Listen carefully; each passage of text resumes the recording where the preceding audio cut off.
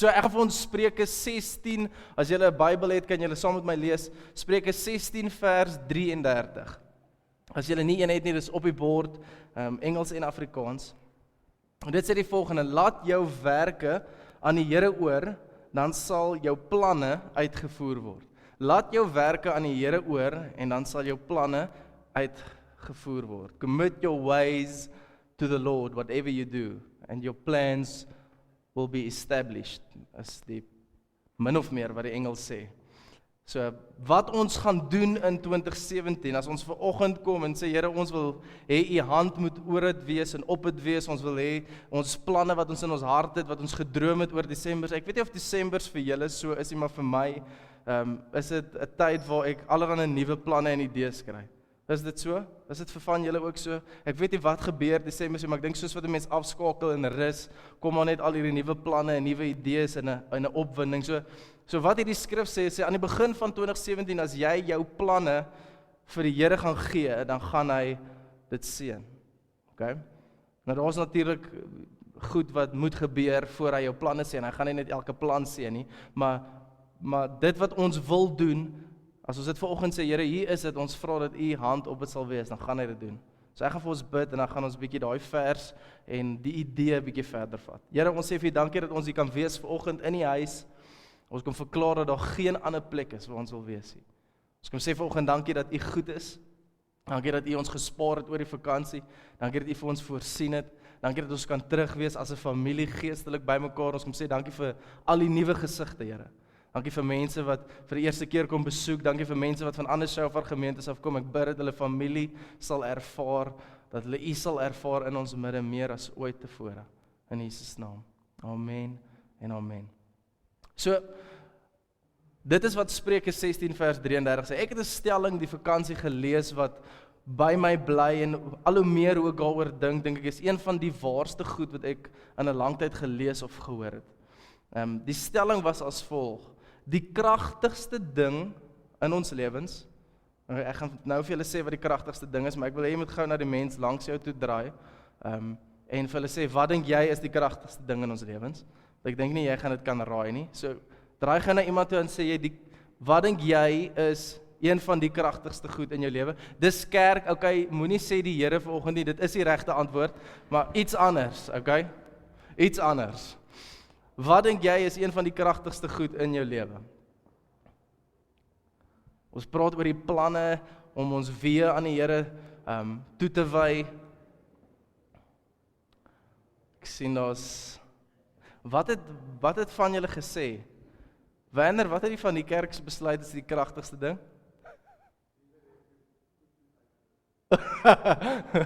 Lise reken hoe goed mens uitgerus is, dit is waar, definitief. Wat was nog hier gewees? Stanley, wat het julle gesê? Verbeelding, okay. So daar was 'n klomp goed wat ek dink vanoggend kon gesê geword het, maar hierdie spesifieke stelling van Bill Hybels is 'n pastoor in Amerika. Het gesê die kragtigste ding in jou lewe is jou weeklikse skedule.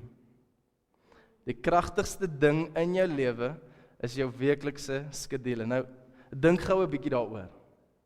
Okay, die kragtigste ding in jou lewe is jou weeklikse skedule. Wie haat dit om 'n weeklikse skedule op te stel? Dit is vir my 'n uitmergelende oefening as ek al maandag bepaal wat ek Vrydag 10:00 gaan doen. Okay, dit voel vir my daar's geen vryheid nie. Ek kan nie lekker myself uitleef nie. Maar Bill Hybels sê hy is vas oortuig dat van die kragtigste goed is wat ons in ons weeklikse skedule doen. Nou kom ek sê vir julle hoekom. Wat in ons weeklikse skedule gebeur as jy vir my sê, Gielie, hierso is wat ek maandag tot Vrydag 6:00 die oggend tot 11:00 die aand, hoe laat ook al jy gaan slaap, ek het 'n klein kindjie, so ek probeer 9:00 al in die bed kom, want ek is 'n paar keer in die nag wakker. Hoe jou week lyk en hoe jy dit uiteensit, sê vir my baie van wie jy is. Dit sê vir my wat vir jou belangrik is. Hoekom sê ek so? Dit waaraan jy tyd spandeer is wat vir jou belangrik is. Dit wat vir jou waardevol is wat gaan wys op dit wat in jou skedule is. So baie van ons laat die week, dit kom maar net, jy weet, en die week gebeur, en ons goed wat moet gebeur. Nou ek praat nie vanoggend net van die to-do's nie. Ek praat vanoggend van dit wat in ons skedule is, wat ons wil word in 2017. As ek vanoggend sê, ek wil 'n beter man wees vir my vrou, in 2017, dan weet julle wat dit moet wys in my weeklikse skedule. Dit moet wys dat daar familietyd uitgesit is, en dis uitgeboek, en ons niks wat dit kan vat nie. As ek sê, ek wil 'n beter pa vir my kinders wees, dan moet dit wys in my weeklikse skedule. Daar's tye wat ek familietyd het, en niks gebeur andersins nie. As ek sê, ek wil my werk beter doen, dan is daar tye wat ek moet uitsit, wat ek fokus op my werk. Vir my is werk, Bybel lees en bid, is al wat pastore doen, so ek moet meer Bybel lees en bid. En koffie drink, dit is wat pastore doen, daai 3 goed. So dit moet wys in my skedule. As ek sê, weet jy wat, ek wil hierdie jaar fiks word, dan moet ek dit wys in my skedule. Ek het klaar my vriend Jaco Blom nader gehark, hy het 'n amazing app develop waar mense op kan oefen. Julle moet dit is vry bemarking, jy kan my later iets gee, Jaco. Julle moet sy app in die hande kry. Maar as ek sê, hoorie, ek wil 2017 bietjie fikser wees, dan moet ek 'n plan maak. Ek moet 'n oefenprogram kry, ek moet iemand kry wat vir my sê, hierdie doen hierdie, moenie dit doen nie, jy gaan jou rug hier seermaak, moenie nou al soveel optel nie, wat nie regtig gebeur in my geval nie, of by Alex hoor, jy weet wat is om te doen, of wat is nie om te doen nie. So wat jy wil sien gebeur in 2017, dit wat jy wil word, moet in jou weeklikse skedule wees. Stem julle saam met my? As jy dit nie beplan nie, dan gaan dit nie gebeur nie, want die lewe gebeur, en allerhande goed val voor. So as ons nie bietjie doelbewus is, aan die begin van hierdie jaar nie, en ek dink dis hoekom ek hieroor nou wil praat, want is aan die begin van die jaar, ons sit met ons skedules, met ons tyd, ons dink, hoe gaan ons hierdie jaar tyd spandeer, en waaraan gaan ons tyd spandeer, en dit wat ons kies is baie belangrik, okay? So dis hoekom ons oor die volgende 4 weke wil praat oor, wat is die belangrike goed, wat ons aan kan tyd spandeer, wat as ons aan die einde van 2017 kom, dit vir ons 'n goeie jaar gaan wees. Wat is daai goed wat belangrik is? Wat is daai goed wat gaan waarde toevoeg? Wat is daai goed wat in ewigheid groot waarde gaan dra? En dis die goed waaraan ons wil tyd spandeer in 2017. So vanoggend se onderwerp is ons verhoudings. En nou soos ek gesê het, as jy nie verhoudings in jou skedule sit nie, gaan dit nie gebeur nie. Paulie en Roan wat nie by mekaar is, weet ek, eet soms saam, ek weet nie of dit elke aand is nie, maar as hulle nie dit doelbewus so doen nie, gaan hulle nie saam tyd spandeer. Stem julle saam met my? So hulle het besluit, die verhouding is vir hulle belangrik, hulle wil tyd spandeer, so hulle sit dit in hulle skedule, hulle beplan dit en hulle doen dit. Ek sien hier's 'n paar wat glimlag, ek sal later hoor wie wat doen vir verhoudings vir hierdie jaar. So wat ek vanoggend wil doen is, ek wil bietjie praat oor, hoe het ons gesonde verhoudings? Ek het die week 'n artikel gelees van Steve Jobs, en ek dink almal van julle ken hom, hy is die stigter van Apple, en Steve Jobs op sy doodsbed, soos wat hy siek, hy was baie siek aan die einde van sy lewe, sê, as mense na sy lewe kyk, dan dink hulle dink, dis die prentjie van sukses, hy het 'n baie suksesvolle brand gebou, tegnologies gevorderd, en mense gaan vir honderde jare nog nadat hy lewe steeds van sy goed gebruik maak. Hy sê, soos wat mense na hom kyk, dink hulle dis sukses, maar hy besef aan die einde van sy lewe dat hy moes eerder die goed nagejaag het wat ewigheidswaarde het, en wat in daai tye wat hy die nodigste gehad het, nie daar was nie, en dit is verhoudings. Hy het niemand rondom hom gehad toe hy doodgaan nie. Mense moes betaal om na hom te kyk. So ons wil belê in verhoudings. En ons wil bou aan gesonde verhoudings. Ek hoop in my gebed vir ons as kerk is dat ons gesonde huwelike sal hê. Ja? Dat ons, as ons nog enkel lopend is, 'n goeie lewensmaat sal kry, en jy sal weet waarvoor om te kyk. Dat by die werksplek ons gesonde verhoudings sal hê. Dat in ons vriende dit gesond sal wees. Dat ons mense om ons sal sit wat waarde toevoeg tot ons lewe, wat ons nie aftrek nie, wat ons nie die lewe vir ons moeilik maak nie. So, hoe lyk gesonde verhoudings? En ek wil vanoggend 2 geheime met julle deel. My dogter het nou hierdie nuwe ding, sy het geleer, 'n geheim is iets wat saggies moet gesê word. So sy sê, ons sal nie kom bystaan en sê, pappa, ek wil vir jou 'n geheim vertel, kom hierso. En dan moet ek afbuk, en dan sê sy, ek wil die perske op die tafel hê. Dis haar geheim, want haar ma mag dit nie hoor nie, want haar ma het gesê, sy mag nie 'n perske kry op die tafel nie, want dit is al die 2de of die 3de een van die oggend. So ek wil 2 geheime met julle deel. Dit is eintlik baie eenvoudig vanoggend, maar dis 2 praktiese goed wat hoe kan ons gesonde verhoudings in ons lewens hê? Ons praat van huwelike, ons praat van by die werksplek, ons praat van ons vriende, ons praat van ons hele lewe, ons familie selfs wat ons dalk die vakansie mee tyd spandeer het en ek hoop dit het goed gegaan vir almal wat tyd saam met hulle familie spandeer. Ek weet soms kan dit bietjie stormagtig raak as ons tyd met die skoonfamilie en die familie en al hierdie mense spandeer. So ons wil vanoggend weet, wat kan ons doen om gesonde verhoudings te vestig in 2017, want ons wil dit in ons skedule sit. So 2 geheime. Die eerste geheim is die geheim van vreugde. En ek wil graag eers hierdie jaar oor die 9 vrugte van die Gees praat. Want as jy oor die 9 vrugte van die Gees praat, dan praat jy eintlik oor hoe Jesus vir ons gesê het jy verhoudings moet doen op 'n goeie manier. As daai vrugte in jou lewe gaan wees, gaan jou verhoudings werk, ek beloof jou. As jy vol liefde is, vol vreugde, vol vrede, vol kindness en gentleness, dan gaan daar goeie verhoudings rondom jou wees. Maar ek het nou vanoggend net so 2 uitgehaal. Die ander een is nie 'n vrugte van die Gees nie, maar dit kom daarop neer. So die eerste ene is vreugde. Nou vir my, as ek dink aan vreugde in my verhoudings, is daar 'n paar goed wat vreugde steel. Daar's 'n paar goed wat as ek in daai struikvalle trap, dan het ek minder vreugde. En die eerste een is selfsugtigheid. Okay? Nou, ek het vir ons goeie nuus. Die goeie ding is die persoon wat langs jou sit, is ook selfsugtig. Okay? Ons word so gebore. Ek kan julle dit bewys. As ons vanoggend 'n foto sou neem hier van julle, wat sal maak of dit 'n goeie foto is? Hoe jy lyk op daai foto. Is dit nie waar nie? As jy hier in jou kop krap of jou oë is toe of jy trek 'n gesig vir hierdie een, is dit nie 'n mooi foto nie.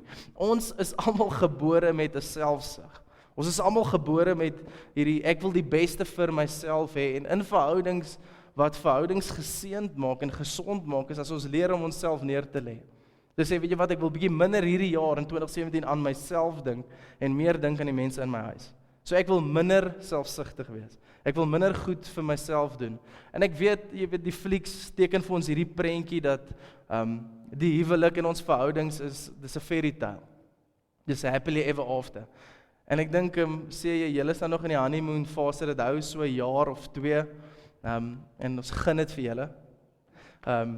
Maar later begin jy besef, weet jy wat, ek het 'n sondaar getrou. En my vrou besef dit ook, okay? Ek het 'n sondaar getrou. Hierdie persoon is nie perfek nie. En vir my om vir hierdie persoon lief te wees, gaan dit beteken dat ek 'n bietjie myself gaan moet neerlê. My idees, my persoonlikheid, wie ek is, gaan ek moet neerlê en ek gaan moet sê, Here, ek wil hê u moet my hart en haar hart kom vasmaak aan mekaar. Ons wil 'n gesonde huwelik hê. So selfsugtigheid is een ding wat kan vreugde steel. Ons fokus net op onsself. Die tweede ding is bitterheid. En skrif het baie te praat oor bitterheid. En ek wil vir julle een skrif lees oor bitterheid, Efesiërs 5. Dink ek is dit. Hebreërs 12 vers 15, ekskuus. Hebreërs 12 vers 15 sê die volgende.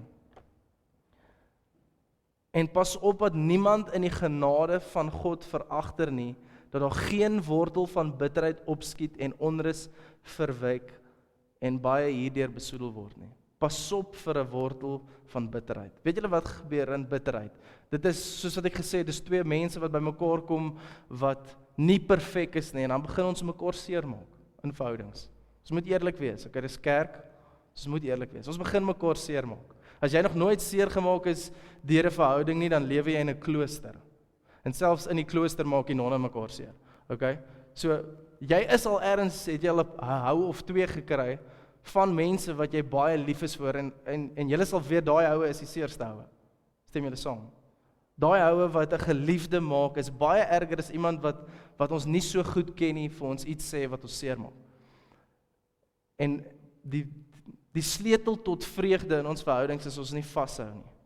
As ons nie vashou aan daai bitterheid en ons laat gaan dit. En dis hoekom Paulus in Hebreërs ons waarsku, hy sê pas op dat die genade van God julle nie verlaat nie, dat julle nie, jy weet, so staat maak op die genade van God nie, want daar's 'n wortel van bitterheid in jou hart. En vanoggend dink ek sal jy kan weet soos dit ons praat, en ek hoop die Heilige Gees wys dit vir julle, as daar 'n wortel van kwaad of bitterheid in jou hart is, dan steel dit jou vreugde. Hoekom? Want jy sit en dink heeltyd daaraan hoe jy hierdie persoon gaan terugkry. Daar het weer 'n paar interessante goed in my lewe gebeur hierdie week en toe Saterdagoggend besluit ek om gras te sny. Soos wat ek daai grassnyer stoot, beklei ek met hierdie mense. Okay? So ek sê dit gebeur met almal van ons. So bitterheid, wat ek moet keer is dat daai ding in my hart wortel vat en dat daar nie 'n wortel van bitterheid begin gebeur wat maak dat ek kan nie verby dit kom nie. Weet jy wat, as jy bitterheid in jou hart het jy geen emosionele energie om vir mense lief te wees nie. Want al jou energie gaan in hierdie stoeigeveg in. Die derde ding is vrees wat vreugde steel. Vrees maak dat ons hart toemaak. Ons wil nie vulnerable, is die Engelse woord, voor mekaar wees nie. Ons wil nie ons hart oopmaak voor mekaar nie. Ons bou mure op want ons het seer gekry. Ons is bang om onsself te ontbloot en om te sê wat ons regtig voel en wat ons regtig dink. En as dit jy is, wil ek vir jou vanoggend aanmoedig, vat daai stappie want dit is 'n risiko. Vat daai stap in daai verhoudings wat jy het en sê dit is wie ek is. Dit is wat ek dink en jy gaan sien wat se vryheid dit vir jou bring. Skrif sê 1 Johannes 4:18 sê dis nie daarop nie, maar dit sê dat perfekte liefde maak dat daar geen vrees is nie. So as daar vrees is daar, soos wat by bitterheid nie emosionele energie is nie, by vrees is daar nie emosionele intimiteit nie, want ek weet nooit regtig wat jy dink nie. Ek weet nooit regtig wat in jou kop aangaan nie. Jy is nooit regtig jouself voor my nie, jy is nooit regtig presies wie jy is nie. Ons praat oor diep goed vanoggend, dus julle is by my, dis diep goed vir die begin van die jaar, maar dis goed wat ons elke dag beleef, en ek wil hê dit moet prakties wees, sodat as ons die uitstap, julle dit kan toepas in julle lewens. Dit help my, ek sê vir julle vanoggend allerhande mooi goed, en jy stap hier uit en jy sê, wat het hierdie ou gesê? Waaroor het hierdie diens gegaan? Dis 'n mooi storie, maar ek kan dit nie toepas in my lewe nie, ek wil graag hê ons moet dit kan toepas. So, vrees maak dat ons lewens toemaak. En soos wat ons leer om in liefde te lewe, soos al minder vrees. Beteken nie, daar gaan nie 'n risiko wees, daar is altyd 'n risiko. En die risiko is om jouself so half oop te maak. Vrees maak dat ons veel eisend raak. Okay? Daar's klomp goed wat jy wil hê voor jy gelukkig is. Vrees maak dat jy weet dat ons ver is van mekaar, daar's 'n distance, daar's geen emosionele intimiteit nie. So, soos wat ons leer om vir mekaar lief te wees, dink ek ons besef dat huwelik en verhoudings gaan dit nie oor liefde is nie wat jy vir my kan bied nie. Dit is nie ek is lief vir jou omdat jy mooi is of jy nice is of jy goed is nie, want daar gaan 'n dag kom wat jy dit dalk nie meer is nie. Liefde is liefde en dis 'n besluit wat ek maak, punt. Daar kan nie kondisies aan wees nie, want die oomblik as daar 'n klomp voorwaardes aan is, dan maak dit dat liefde net op 'n sekere tyd van toepassing is. So soos wat ons verhoudings het met mense, moet ons besluit om lief te wees. Dis 'n besluit. En as jy hier in die 5de, 6de, 10de, 12de, 15de, is mense wat al baie langer as ek getroud is, hulle weet dat liefde 'n besluit is. En soos wat jy die besluit maak, so volg jou vreugde. Dis nie andersom nie. Geluk en vreugde is twee verskillende goed. Geluk kry jy omdat daar omstandighede is wat vir jou gelukkig maak. Ek het lekker finansiële sekuriteit.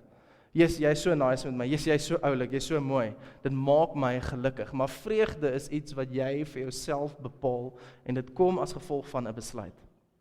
So 2 goed wat ek ons wil aanmoedig om ons verhoudings vol vreugde te kry.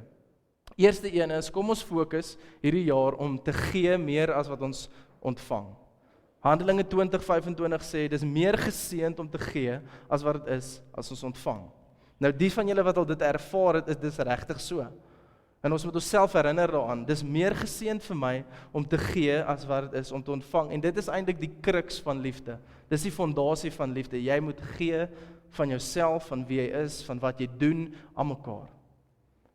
Sommige ouens sê, jy weet, as ek aan die einde van 'n dag by die huis kom en ek het hard gewerk en het ek nie iets om te gee nie. Dis baie keer waar. Dis kom jy die Here in jou verhouding nodig het, sodat hy vir jou kan krag gee, sodat jy kan gee. En jy gaan begin sien die genade van God skop in as jy aan die einde van jouself kom. So kom ons fokus hierdie jaar en sê, weet jy wat, ek wil minder kry uit verhoudings uit. Ek wil meer gee. En ek beloof jou, jy gaan geseënd wees. As enige verhouding wat jy aanpak, sê jy, ek wil gee. Die tweede ding wat ek wil hê ons op moet fokus, is kom ons fokus eerder op genesing as wat ons op die seer fokus. So dit voel vir my altyd aan die begin van 'n nuwe jaar, asof die ou jaar is verby. Dis daar in die verre verlede. Okay, daar's 'n gedagte daaroor, maar dis klaar, dis verby. Dis 'n nuwe geleentheid, 'n nuwe bladsy, 'n nuwe jaar sodat ons nuwe goed kan doen. As jy gaan vashou aan die goed wat in 2016 verkeerd gegaan het, en die goed wat jou seer gemaak het, dan gaan jy nie hierdie jaar vorentoe gaan wat jou verhoudings betref nie. Jou vreugde gaan gesteel word. Maar as jy besluit, weet jy wat, ek wil eerder fokus om genees te word, om te kies om te vergewe, om nie 'n wrok te koester nie, om nie te dink ek gaan jou terugkry nie. Die oomblik as ek dit doen, dan begin daai genesing in my hart plaasvind. So dis die eerste geheim, en ek glo die blokke van verhouding is liefde en vertroue. Sonder daai twee goed is dit baie moeilik om enige sinvolle verhouding te hê. So liefde is 'n keuse wat ons maak, en as ons daai keuse gemaak het, gaan daar vreugde in ons verhoudings wees, en ons hart gaan ons volg. Ons hart gaan ons volg, ons hart gaan sê, "Jesus, ek wil dit meer doen. Ek wil meer soos Jesus in my verhoudings wees. Ek wil meer vreugde hê." Hy moes baie keer mense vergewe. Jesus moes baie keer besluit neem om vir mense lief te wees. Hy was gelukkig lief vir mense van die begin af, al was nie sonde in hom nie. So kom ons sê, Jesus, ek wil hierdie jaar meer soos U word. Ek wil meer vreugde in my verhoudings hê.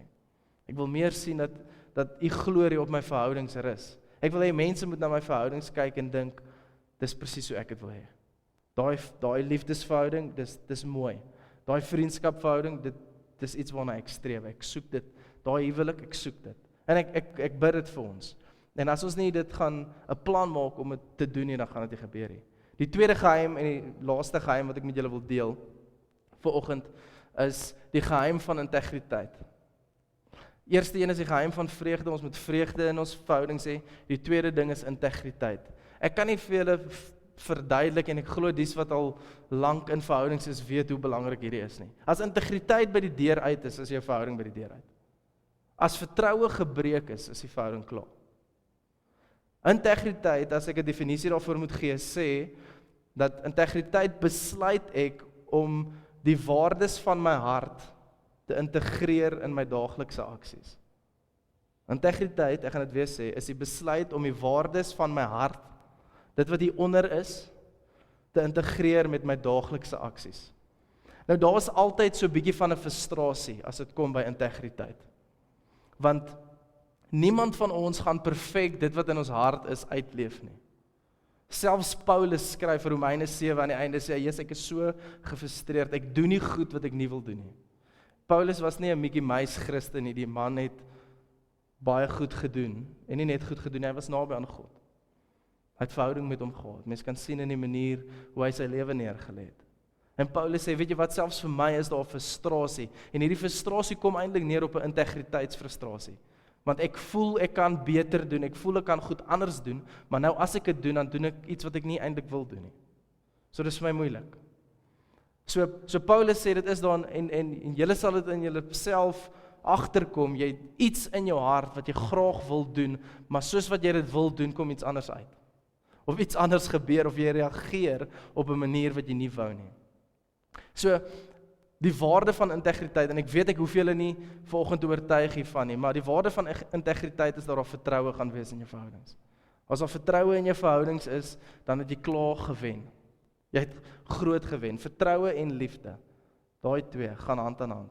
As daar vertroue is, dan is daar 3 goed wat eintlik vir jou redelik maklik gaan wees. Wat andersins baie moeilik is. Die eerste ene is, daar gaan beskerming wees. Jou vrou of jou man of jou vriend gaan veilig voel. Hy gaan weet, hy gaan nie dit van my sê of dit aan my doen nie, want hy of sy doen wat sy sê. Daar's integriteit. Okay? So daar's veiligheid, daar gaan goeie leiding wees. Ek dink Spreuke praat van a man of integrity walks upright. Hy loop met waardigheid, daar gaan integriteit wees. En die derde ding is, daar gaan leiding wees, daar gaan beskerming wees. Ek gaan vir julle nou sê wat die derde een is. En daar gaan sekuriteit wees. Daar gaan sekuriteit wees. Jy gaan veilig voel in die verhouding. Jy gaan nie bedreig voel nie. Jy gaan nie voel, jy's heeltyd hierdie vrees dat ek dit gaan verloor, of dat hierdie persoon iets gaan doen wat my seer maak nie. So, integriteit is vir ons verskriklik belangrik. Okay? En ons wil graag met integriteit lewe. So 4 goed wat ons hierdie jaar kan doen om in integriteit te loop. Dis 4 baie eenvoudige goed. Sodat ons meer integriteit in ons lewens en ons verhoudings kan sit. Die eerste ene is om eerlik te wees.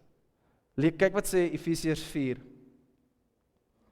Efesiërs 4 sê, vers 15, terwyl ons in liefde die waarheid betrag, in alles so opgroei in hom wat die hoof is, naamlik Christus. In Engels, speak the truth in love.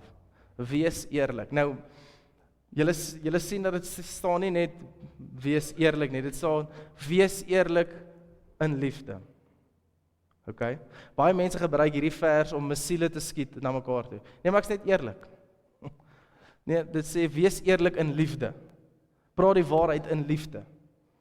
So, as jy iets sê, of iets vir iemand sê, maak dat dit in liefde is. Maak dat jou hartsmotivering is om hierdie persoon op te bou en nie af te breek nie. Want ek weet almal van ons kan raak sien wat fout is in mekaar se lewens. Ja? Dis maklik, dis nie moeilik nie. Ek kan raak sien wat van julle se sondes is en ek glo julle kan raak sien wat my foute en gebreke is. Ek wil nie nou eintlik oogkontak maak met van julle. Veral nie hierdie crowd, hulle kyk vir my soos ons kan sien, Gielie. So integriteit is sê jy sit net eers vir ons daar op die drommerstoel. Jy moet meer as die ander luister. Dis nie die dissipline hoekie nie. Wees eerlik as jy met mense praat en doen dit in liefde. En ek glo as ons eerlikheid in liefde doen, dan gaan ons ver kom. Daar is nog 'n vers wat julle daar kan lees. Ek het dit nou nie neergeskryf. Dis in Spreuke praat dit ook van hoe kragtig dit is as jou woorde in waarheid is. As dit wat jy sê waar is, as jy nie doekies omdraai nie. En ons weet dit is so. Ons weet as iemand agterkom jy begin jok, dan is daar so half gebreke in die verhouding. Vertroue gaan by die deur uit. Dis moeilik om te luister wat jy sê, want ek is soos, jok jy vir my of jok jy nie vir my? Is jy eerlik, is jy nie eerlik nie? So wees eerlik in liefde, die eerste ding. Die tweede ene is, ons moet al hoe meer leer om jammer te sê. Stem julle saam dat dit moeilik is? Dis moeilik. Dis moeilik om te sê, hoor, ek het hierdie ding verkeerd gedoen. Ek het die vakansie 1 of 2 keer met my dogter gestry oor goed wat ek weet ek verkeerd was. En dan moet ek na die tyd na toe gaan en vir haar sê, Ariella, papa's jammer. Okay. Sy het my dadelik vergewe, selfs voor ek het gesê, okay papa, jy's jammer, so wat, die lewe gaan aan. Maar ons moet leer om jammer te sê. Ek sukkel nog om vir my vrou jammer te sê. Sy lag vir my daar uit die moederskamer uit, maar ons groei daarin. Ek weet, dit is soms die plek waar ons so of ons trots moet leer en soos, ek wil nie eintlik erken ek is verkeerd nie, maar ek moet. So soos dat ons erken en sê, yes, ek is jammer. Nie net, Here, ek is jammer nie. Dis maklik. Here, ek is jammer. Ja, ek weet jy is jammer. Here, ek is jammer en dit beteken ek na die ander persoon toe moet stap en by daai persoon ook sê, hoor, ek het dit verkeerd gedoen of dat verkeerd gedoen. Lewe met integriteit. Die derde een is om konsekwent te lewe. Lewe konsekwent. Consistently is die Engelse woord. Iemand se alarm gaan af. Daar is hy. Lewe konsekwent. Hoekom moet ons konsekwent wees? Want as ons konsekwent is, dan gaan mense weet wat hulle by ons kry. Hulle gaan weet wie jy is. En daar is 3 areas wat ek dink ons konsekwent in moet wees. Die eerste een is, dit wat mense in die publiek van jou ervaar, is wat privaat moet gebeur. Dis uitdagend, maar dit moet so wees. Dit wat mense van jou sien, julle lewens is nie op 'n verhoog soos myne nie. Maar wat mense van jou sien, moet mense by die huis ook insien. As hulle in jou huis instap. Die grootste ding vir my, wat my teleurstel is, as ek sien mense eer 'n persoon in 'n publieke atmosfeer, maar as jy by sy huis instap met sy vrou en sy kinders, dan is daar geen respek nie. Daar's geen vertroue nie. Dit beteken vir my, hy is iets anders in die publiek as wat hy privaat is. En dis moeilik om dit te vertrou. Stem jy dit saam? Dis baie moeilik om dit te vertrou. So wees dieselfde in die publiek as wat jy by die huis is. As die ligte toe is en die deure is, of die ligte is af, die ligte kan nie toe wees nie, dat die ligte af is en die deure toe is, dan is jy wie jy is daar, wat jy is, as jy praat met mense buite, as jy in jou werksplek is, as jy 'n vergadering lei, as jy praat met jou vrou of jou man of met jou kinders. Dis selfs maklik om 'n private lewe in jou huis te hê, 'n tweede lewe. Laat alles wees wie jy is. Laat jou woorde, die tweede ding is om konsekwent te wees, laat jou woorde en jou dade ooreenstem. Dis hoekom Jesus gesê het, laat jou ja en jou nee wees. As daar afbreek tussen die woorde en die dade is, dan is dit baie moeilik om jou te vertrou. Laat jou ja en jou nee wees. Tussen jou woorde en jou dade. En as ons wat ouers is, laat jou dissipline konsekwent wees. Moenie nou straf en later nie straf nie. Kinders verstaan nie dit nie. Ek weet julle het nie gekom vir kinderles vanoggend nie, maar ek gooi dit net daarin. Wees konsekwent. As ek jou nou straf, geld dieselfde in die vakansie. Nee, pappa rus nou, ek gaan nie nou dissiplineer nie. Ek wil dit soms sê. Nee, pappa maak net gou sy oë toe op die bank. En dan, dis mos dan nie die tye wat hulle die kanse vat. En dan moet ons konsekwent wees. Want ons sê, weet, selfs in my dissipline is ek konsekwent. En in jou eie persoonlike dissiplines. Dis baie moeilik om respek vir jouself te hê, en is baie keer in die area waar jy sekere dissiplines het, en jy weet daai dissiplines gebeur nie. So as jy dissiplines en voornemens het vir hierdie jaar, sê, ek wil groei in hierdie gewoontes, ek wil dit doen en dat doen, wees konsekwent, doen dit. En hou mekaar verantwoordbaar. Jaco gaan met my fiksheid my verantwoordbaar hou. Jaco, daar gee ek nou die groen lig. Hou mekaar verantwoordbaar. En dan die laaste ene, is om met integriteit te lewe, is maak soms openlike beloftes. Die dag, toe sê jy in die leen getrou het, dis die varsste in my geheue, het hulle 'n belofte aan mekaar gemaak, en ek dink, jy weet, die leen sou 'n hartaanval gekry het, as toe ek vir sê jy vat jy hierdie vrou, jy weet, as jou vrou, en hy sê, wag, gee my net 'n minuut om gou daaroor te dink. Dan moet die besluit klaar geneem wees. Okay. En dit moet so wees as ons beloftes aan mense ook maak. As ons vir mense goed beloof, neem die besluite en maak die beloftes soms openlik sodat ander mense kan sien. Daar het hulle voor 'n klomp gaste gesê, weet jy wat, ons twee is lief vir mekaar, ons wil getroud wees, en ons roep julle almal, dis wat 'n troue is, om deel van die feesviering te wees, maar meer as dit, om getuies te wees, dat ons vir ewig getroud sal wees. En weet julle wat, as ek sien jy in die lees sukkel, weet julle wat gaan ek doen? Ek gaan op die foon spring. En dan sê jy, ek was daar daai dag. Jy kan nie, jy moet hierdie uitsorteer. Ek weet dit gaan nie gebeur nie, maar ek noem 'n voorbeeld. Maak openlike beloftes. Commit openlik teenoor mekaar, maak 'n toewyding teenoor mekaar en hou daarby. As ons hierdie jaar sê, Here gee ons krag, want ons het genade nodig om hierdie goed wat ek vanoggend gesê het te doen, okay? Ek net so baie soos julle. Ons het genade nodig om 'n man of 'n vrou van ons woord te wees, om te lewe met integriteit, publiek en privaat is dieselfde. Wie ons is wie ons is. Ons ja is ons ja, ons nee is ons nee. Ons het vertroue in mense en in ons verhoudings. En aan die ander hoeksteen, ons is lief vir mense, ons is lief vir mekaar. Dit is vir my so lekker vanoggend om almal te sien wat ek lank terug gesien het, want ek weet daar's 'n liefde vir mekaar. Daar's al 'n paadjie gestap, daar's al 'n semi-sakkie sout saam opgeëet. En ek hoop dit gaan nog meer wees hierdie jaar. Nog sakke sout. Daar moet 'n liefde wees vir mekaar. Die grootste ding, en ek sluit hiermee af, die grootste ding wat die kerk kan doen vir die wêreld daar buite, die mense wat nie in die kerke is nie, is hulle kan lief wees vir mekaar. Jesus sê, as gevolg van julle liefde vir mekaar, sal mense sien dat julle my disippels is. As ons gaan 'n liefde vir mekaar hê, en ons vreugde in ons verhouding, daar's 'n blydskap as ons mekaar sien. En ons het besluit om vir mekaar lief te wees, nie omdat ons goed is vir mekaar nie, maar omdat ons 'n besluit geneem het. Dan gaan die mense daar buite begin nader stap en sê, "Jesus, maar wat gaan aan hierso? Wat gaan aan in hierdie huwelik? Julle vertrou mekaar, julle is lief vir mekaar, julle praat mooi met mekaar. Wat gaan aan in hierdie verhoudings in jou werk? Hierdie mense eer jou, hulle het respek vir jou, hulle luister as jy praat. Yes, julle huis lyk vir my so gesond." En ek hoop en glo mense kan dit van almal van ons sê. Julle huis lyk vir my so gesond, julle huwelik lyk vir my so gesond, dankie daarvoor, dit is 'n voorbeeld vir my. En dis my gebed vir ons, is dat mense dit sal sê.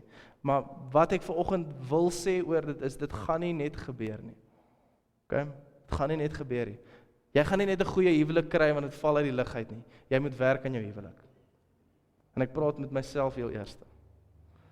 Jy gaan nie net goeie vriendskappe hê nie, jy moet werk aan jou vriendskappe.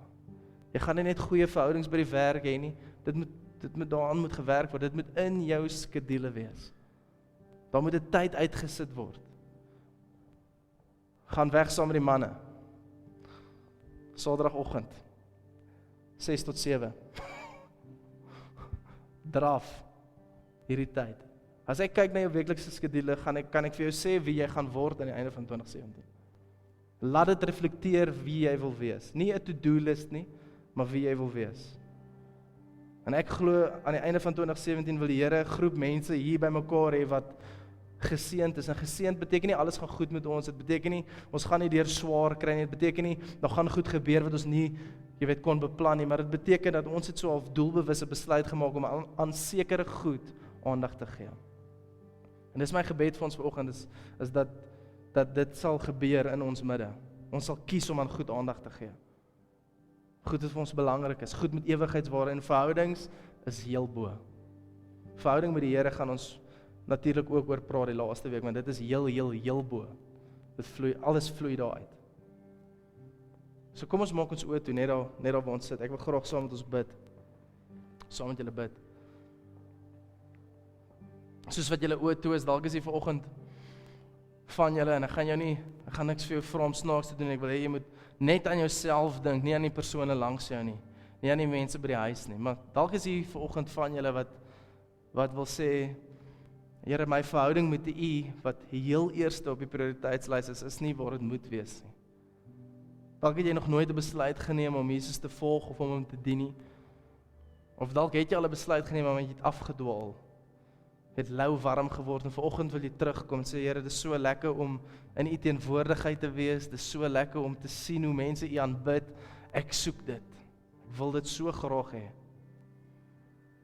As dit jy is, terwyl elke oog toe is, net daar waar jy sit, en jy sê, weet jy wat, Gielie, ek wil terugkom, wil ek jy net daar waar jy sit, moet jy gou jou hand vir my opsteek. As jy hom klaar opgesteek het, kan jy weer laat sak, sê, hy, dis ek wil terugkom, ek wil hierdie jaar moeite maak met my verhouding met God, ek wil goed anders begin doen, moenie skaam wees nie, niemand gaan jou sien nie. Sê hy, dis ek wil 'n gebed saam met jou bid, van hier vooraf. Awesome. Dalk is hier vanoggend van julle wat sê, yes, daar's sekere verhoudings van my wat ek moet gaan uitsorteer, ek weet dit. Daar's wrokke, daar's kwaad, daar's dalk 'n bietjie onvergifnis ergens. Die vakansie het goed gebeur, of in 2016 het goed gebeur, en jy wil dit gaan regmaak. Nou wil ek saam met jou bid, as al enige van julle is wat sê, hey, dis ek, steek gou net jou hand op, net daar waar jy sit, sê, dis ek. Daar's goed wat ek wil anders doen, awesome.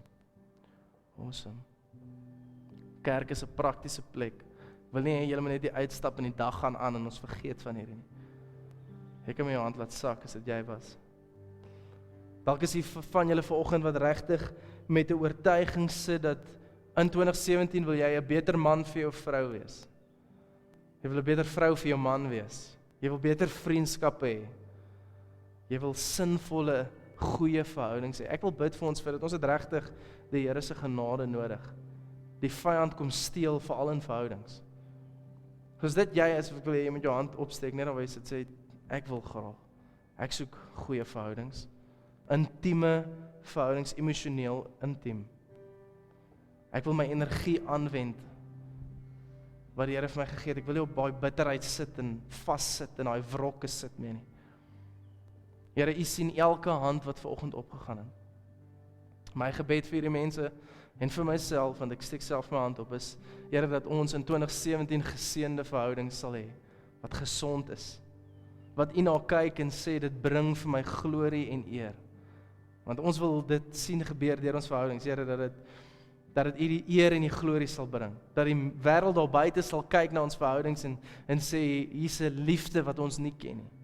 Hier's 'n vreugde wat ons nie ken nie.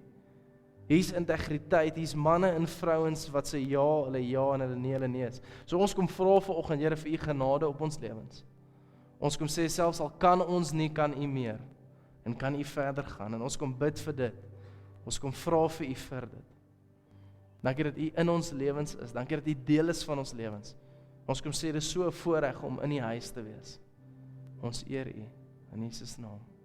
Amen en amen.